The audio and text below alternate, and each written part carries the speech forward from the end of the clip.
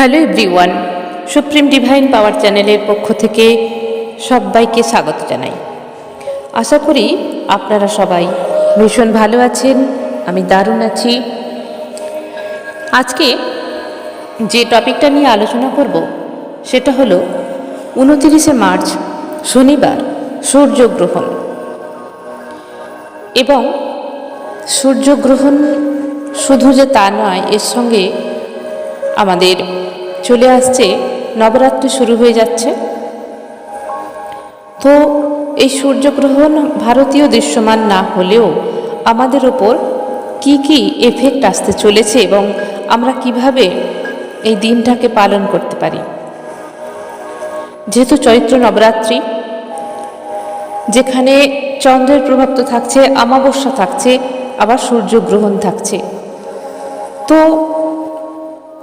আমরা শনিবার দিন এবং আমরা যে নবরাত্রি শুরু হতে চলেছে 30শে মার্চ থেকে নবরাত্রি শুরু হয়ে যাচ্ছে। তো যেখানে আমরা 29শে মার্চ সূর্যগ্রহণের এফেক্ট পাব এবং শনি তার সঙ্গে থাকছে। তো সূর্য, শনি, রাহু, এই সমস্ত কিছু আমাদের উপর কিভাবে এফেক্ট আসবে এবং আমরা কি করতে পারি তার মোটামুটি একটা ধারণা আমি দিচ্ছি, যাতে করে আমরা সবাই একটু হলেও ভালো থাকতে পারি। প্রথমে বলে দিই যে সূর্যগ্রহণ হচ্ছে 29শে মার্চ শনিবার 2:20 থেকে শুরু হচ্ছে, 4:17 মোটামুটি শেষ হবে, কিন্তু পূর্ণ সমাপন হবে 6:13 সন্ধ্যায়। এই সময়কালীন 2:20 থেকে 4:17 পর্যন্ত বা 6:13 পর্যন্ত আমরা কি করতে পারি? জপ ধ্যান করতে পারি, কালী নাম করতে পারি, রাম নাম করতে পারি, শ্যাম নাম করতে পারি, ভৈরব নাম করতে পারি। যেখানে আমরা এই সময় যদি কিছু ভালো ধ্যান এবং মন্ত্র চ্যান্টিং আমরা করতে পারি, আমরা যে কর্মে কষ্ট পাচ্ছি, অনেক সময় আমরা এক একটা কষ্টে এমনভাবে নাজেহাল হয়ে যাই, বুঝতে পারি না যে এই কষ্ট কেন আসছে। তো আমাদের পাস্ট লাইফ কর্ম বা এই জন্মেরই পাস্ট লাইফ কর্ম, তো সেখান থেকে আমরা মুক্তি পাব। এই অমাবস্যাটা এমন অমাবস্যা গ্রহণ বলে এখানে পিতৃতর্পণ আমরা করতে পারি। এছাড়া গরিবকে দান, দানপূর্ণ যে কোনো রূপে দান, জুতো পর্যন্ত আমরা দান করতে পারি, কারণ গরম যেহেতু পড়েছে এবং শনি থাকছে বলে তো আমরা জুতো দানও কাউকে করতে পারি। এছাড়া গরুকে সেবা করতে পারি, গরুকে জল দান, মানুষকে জল দান, গরমে জল বাতাসা দান, ছাতু দান, এগুলো আমরা করলে আমাদের উপর ভালো এফেক্ট আসবে। ভারতীয় দৃশ্যমান না হলেও এগুলো, এই যে গ্রহণ, এটা হচ্ছে তোমার উত্তর পূর্ব এলাকা, কানাডা, আফ্রিকা, এই কিছু কিছু দেশে এগুলো দেখা যাবে। তো এই দিনে কি করব? আমরা কিছু সাত্ত্বিক কর্ম করব। সাত্ত্বিক কর্ম, সাত্ত্বিক আমাদের চিন্তা ভাবনা রাখবো। আমরা কোনো মতেই বিচলিত হব না, কারণ এই টাইমটা এমনই টাইম, যেহেতু সূর্যগ্রহণ, শনি মীন রাশিতে প্রবেশ করছে এবং তার পরদিন থেকেই শুরু হয়ে যাচ্ছে আমাদের অমাবস্যা, তোমার চৈত্র নবরাত্রি শুরু হয়ে যাচ্ছে। তো এখানে চাঁদের এফেক্ট আমরা পেতেই পারছি। চাঁদ মানেই হয়ে গেল আমাদের মনের কারক। তো মন ভীষণভাবে ইমোশনাল থাকবে। তো সবসময় 29শে মার্চ জানতে হবে, 29কে যদি আমরা পয়েন্টে আনি, সংখ্যা 1-এ আনি, তাহলে 9 আর 2কে আমরা যোগ করলে 11 পাবো, এবং 11 হচ্ছে নাম্বার 2 নাম্বার হচ্ছে চন্দ্রের নাম্বার, এবং এই চন্দ্র হচ্ছে আমাদের মনের কারক। তো এফেক্ট কি আসতে পারে? আমাদের ফ্যামিলিতে ঝগড়া অশান্তি হতে পারে, বিশেষ সম্ভাবনা আছে।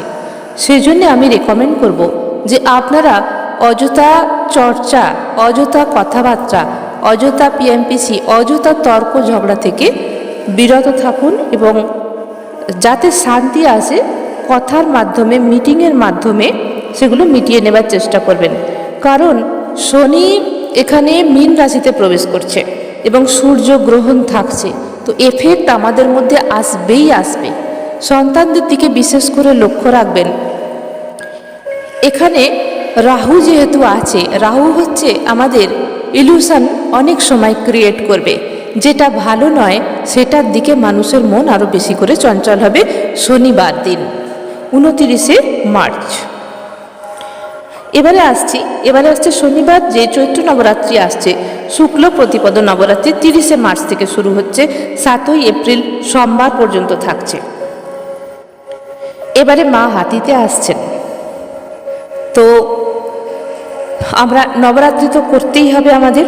দেখুন এই চৈত্র নবরাত্রি আমাদের রামজি নবরাত্রি করে গেছেন, কৃষ্ণজি পর্যন্ত নবরাত্রি করেছেন। এই নবরাত্রি রাম ও কৃষ্ণ বিবেকানন্দ এই নবরাত্রি কিন্তু করেছেন। শক্তির উপাসনা, শক্তি ছাড়া আমাদের কিছুই নেই। শক্তির উপাসনা সাধনা তো করতেই হবে, তাই না?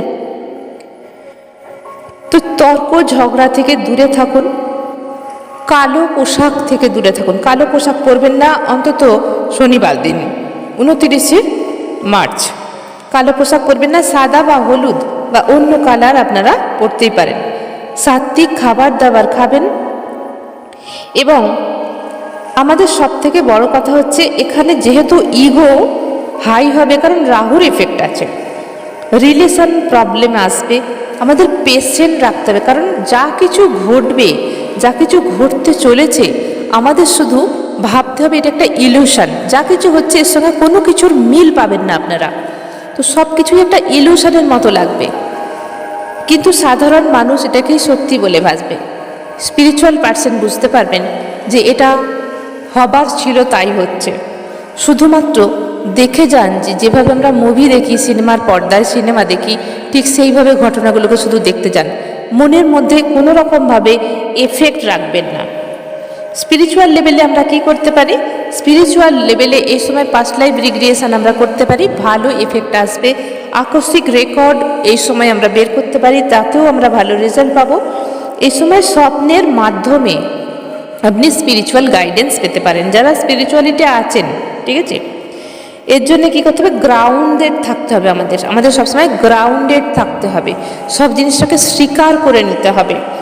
এবং সাউন্ড হিলিং থেরাপি এই সময় আমাদের খুব ভালো এফেক্ট আসবে, খুব ভালো কাজ হবে। সাউন্ড হিলিং, হার্বস, কোনো কিছু হার্বস আপনারা এই সময় খেতে পারেন, যেরকম হয়ে গেল তুলসী পাতা।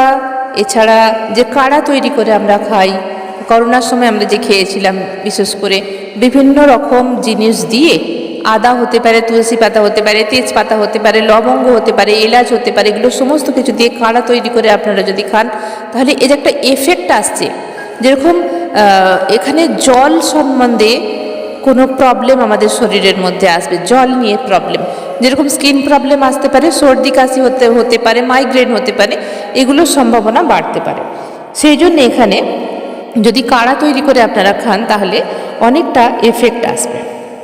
সাউন্ড হিলিং, রেকি হিলিং, মন্ত্র চ্যান্টিং, ধ্যান জপ করা, চোখ বন্ধ করে শুধু বসে থাকা, তাহলেও হবে। কিন্তু আমরা অনেকটা এই প্রবলেম, এই যে সমস্ত কিছু একসঙ্গে হচ্ছে এবং আমাদের উপর, কারোর উপর ভালো, কারোর উপর মন্দ এফেক্ট আসবে, আমরা হয়তো সবটা ঝেলতে পারবো না, আমাদের হয়তো অত ধৈর্য নেই। কিন্তু একজন স্পিরিচুয়াল পার্সন পারে ধ্যান জপের মাধ্যমে নিজেকে স্টেবল রাখতে। রাহু হচ্ছে আমাদেরকে ইলিউশন ইম্প্যাক্ট করবে, ঠিক আছে? ইলিউশন সৃষ্টি করবে যে দেখো এটাই সত্যি, এটাই হচ্ছে, তুমি এখানে কিছু করো।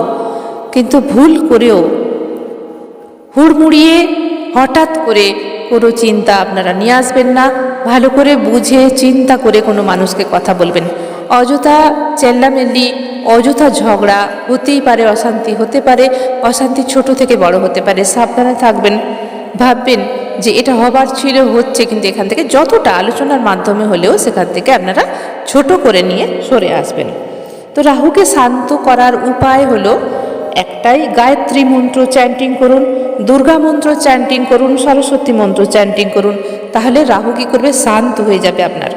এছাড়া রূপও ধারণ করতে পারেন এই সময়, রূপোর হার, রূপোর যে বল হয়, নিরেট বল আপনাদের কাছে রাখতে পারেন।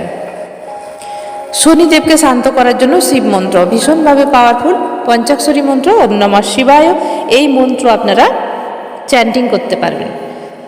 শুধু মনে রাখবেন এই সময়টা, বিশেষ করে 40টা দিন, এই সময়টা আমরা যতটা পজিটিভ থাকতে পারবো, যতটা নিজেদের মধ্যে থাকতে পারবো, যতটা অন্য কোনো দিকে কম আমরা দৃষ্টি দেবো, যতটা ফালতু ঝামেলায় না থাকবো, ততটাই কিন্তু আমরা এই ইলিউশন থেকে কেটে বেরিয়ে আসতে পারবো। আমাদের সবসময় পজিটিভ থাকতে হবে, কারণ আমাদের হাতে কিছু নেই। যদিও আমরা যেভাবে থাকি, আমরা ভালো থাকার চেষ্টা করি, কিন্তু সবসময় আমরা হঠাৎ কোনো এমনই প্রবলেমে পড়ে যাই, রিলেশনশিপ প্রবলেম, যেরকম লাভার্স, হ্যাঁ, এদের মিসআন্ডারস্ট্যান্ডিং হতে পারে, ভীষণভাবে মিসআন্ডারস্ট্যান্ডিং হতে পারে, তর্ক ঝগড়া হতে পারে, ডিস্টেন্স হয়ে যেতে পারে। এছাড়া নিজেদের সংসারের মধ্যে প্রবলেম হতে পারে, নিজের মনের ভেতরে নিজের সঙ্গে নিজের দ্বন্দ্ব হতে পারে, যে এটা কী হচ্ছে, কেন হচ্ছে, কিভাবে হচ্ছে, অ্যান্সার খুঁজে পাওয়া যায় না।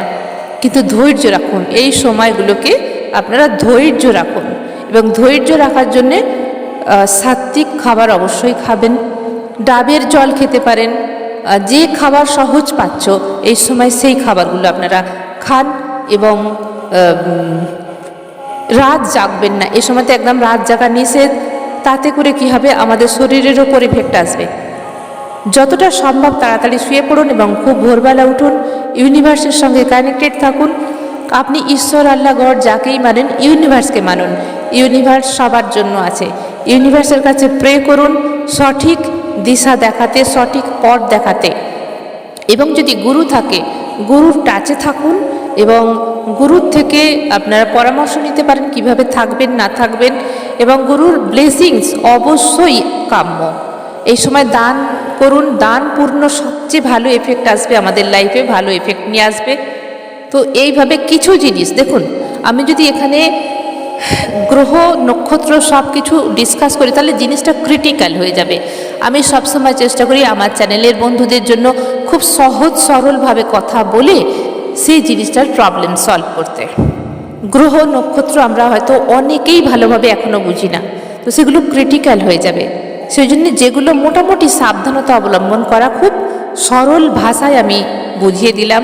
তো যতটা হয় আপনারা নিজেকে শান্ত রাখুন, সাত্ত্বিক খাবার খান, লিকুইড খাবার বেশি খেলে ভালো হয়, সহজপাচ্য খাবার খান। আর যারা নবরাত্রি করতে চাইছেন তারা নবরাত্রি করুন, এবং ধ্যান, মেডিটেশন, মন্ত্র চ্যান্টিং, এবং খুব সকাল সকাল ওঠা, সকালে স্নান করা, এবং ঘর, নিজের বডি, নিজের জামা কাপড় সুন্দরভাবে পরিষ্কার পরিপাটি করা, ঝগড়া থেকে বিরত থাকা, যেখানে দেখবেন যে তর্ক হতে পারে সেখানে আলোচনার মাধ্যমে মিটিয়ে নিন। এটুকুই বললাম, আজকের মতো এখানেই শেষ করছি। সবাই ভালো থাকবেন, দারুণ থাকবেন, আনন্দে থাকবেন।